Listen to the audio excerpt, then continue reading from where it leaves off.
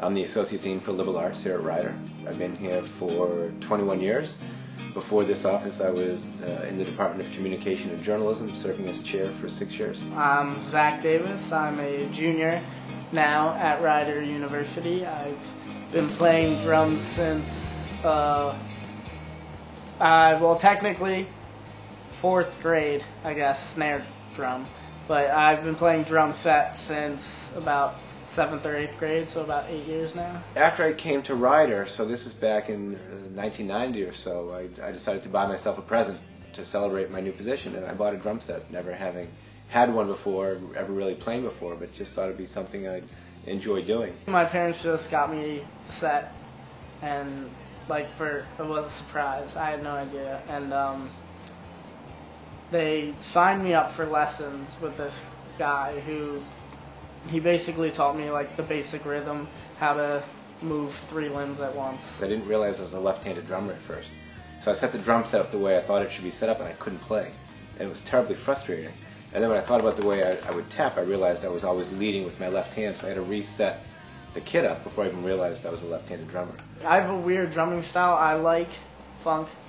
I love to play funk, but my drumming style is weird because my drum teacher taught me the basics and rhythm and so forth, but how I really learned to play was just plugging my iPod in and listening to songs, on, my entire iPod on shuffle, and I would just try to play along to the songs until I eventually developed skill, I guess. I try to write new beats, and usually whenever I do, we have this one guy in the band who's been a musician forever. He's our new lead guitarist, and he's phenomenal. And I'll come up with this new beat, and I'll say, hey, check this out. He goes, oh, that's this from that song from that year. Been done. But, I listen to music constantly, and when I hear a beat that sounds new to me, I'll go home and I'll try to replicate it as best I can, and then I'll play with it and try to offer a variation. I think the hardest thing for me, having started as late as I did, is coming up with new fills. Because I find myself always going back to the same fill. No matter how different the beat is, I really push myself to try to envision fills as being different. Because otherwise I fall into the beat. It could be 10 different beats, but I don't find that I'm very experimental with the fills, and that's an ongoing challenge for me. Chad Smith from the Chili Peppers, and he became my favorite when my drum teacher showed me a video of him going to some drum expo, and right before it, the drummer for Deep Purple did some wild solo on stage, and the entire crowd was so enthusiastic about it, and everyone cheered on. It was this awesome solo. It was the craziest thing ever. And Chad Smith walks on stage, and he sits down at his drum set, and everyone's waiting for him to do something crazy, and he goes,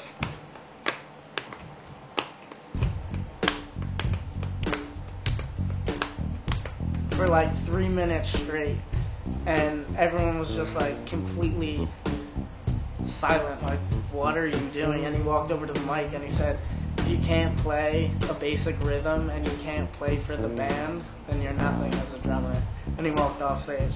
And I just thought that was the most badass thing for some reason, because it's so true.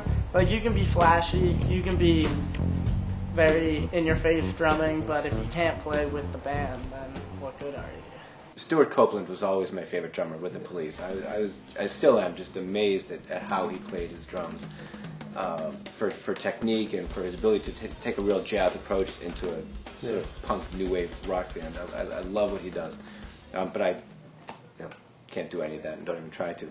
I've always loved Neil Peart. Neil Peart was probably the first power drummer I discovered, and his speed and his technique are phenomenal. But I think the drummers that I always really like best, and this is probably how I play, is drummers who just keep time, and you notice their drumming, but it doesn't stand out per se. So for me, Charlie Watts is like a living metronome. I don't think there are any songs he does where I say the drumming is fantastic, but neither is a song where the drumming just doesn't fit. And so he's always in the pocket, and I think that's my biggest challenge, is to just find that pocket and stay there. Hands down, my favorite part about making music was that it would literally just come from nothing. Just the feeling of seeing one of your friends just play this riff and then you just automatically know exactly what to match it with, and then your other friend knows exactly what to match it with, and you're all kind of almost communicating on the, I don't know, you're just communicating with each other through music, kind of. It sounds crazy. Never having been trained in the instrument, it's still an ongoing sort of negotiation between what I hear in my head and what I'm physically able to do. For me, it starts with a song. And so in our group, Run to Sandy, there's 5 of us. And we're all about writing at this point. So we'll start with a song, and the question is always, how can I serve the song? You know, it's not how fast can I be or how creative my role can be or whatever it might be, but you know, how can I serve the song? And so in that regard, I'm really learning my instrument in the context of what we're recording or what we're writing.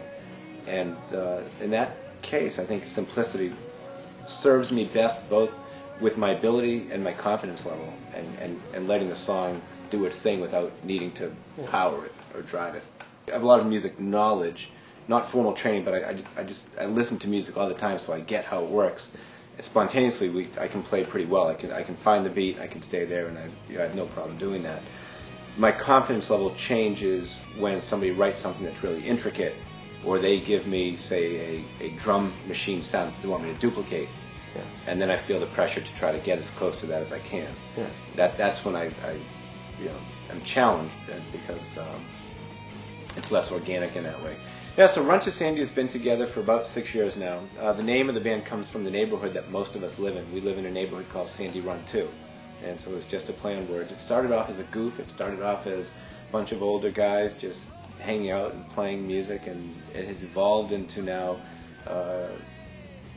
music on iTunes and gigs all over Philly and this area. And just a real passion and something that we hope to continue doing until we can't. We were invited to do an acoustic set for a radio show, I guess about a year ago, and they wanted me to play just acoustic percussion, which I've never done, never practiced, and I was really against it. It was the one time I said, I really don't want to take that risk because you're asking me to go on the radio and record something that we've never practiced, and I was really hesitant and reluctant. They did talk me into it, and it actually came out pretty good, so I learned a lesson that it's okay to take a risk, and it's okay to push yourself a bit, and let the chips fall where they may. The healing end. What has become of Sandy Run?